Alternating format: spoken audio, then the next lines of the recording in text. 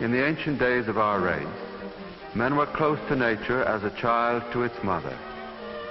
They were naturally inspired and taught by her forms on her terms. They had no choice.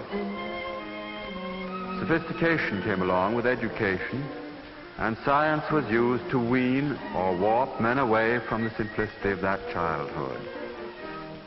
Now man, as the degeneracy consequent upon his education looms for him, desperately needs the refreshment afforded by conscious return to these lost verities of his own being. Returning to nature with a capital N, not only in that early obvious sense, but with more prophetic understanding and appreciation of what his manhood means to himself.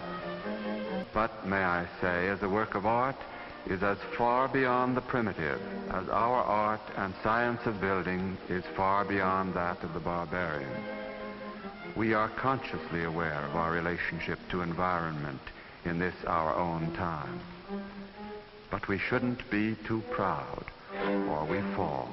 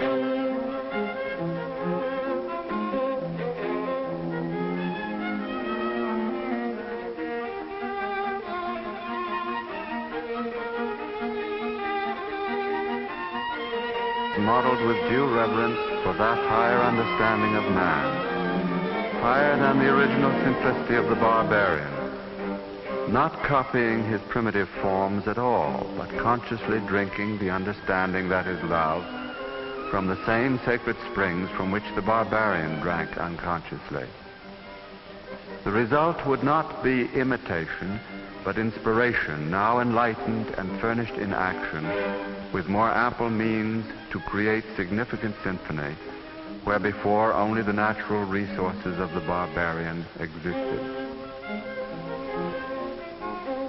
Modern art feels the need of this inner strength, which comes from within, comes only from this eternal, interior inspiration. But man is grown weaker by way of the sophistication he calls his education. So the modern artist among him falls into imitation of the primitive instead of sustaining original creation from the same source.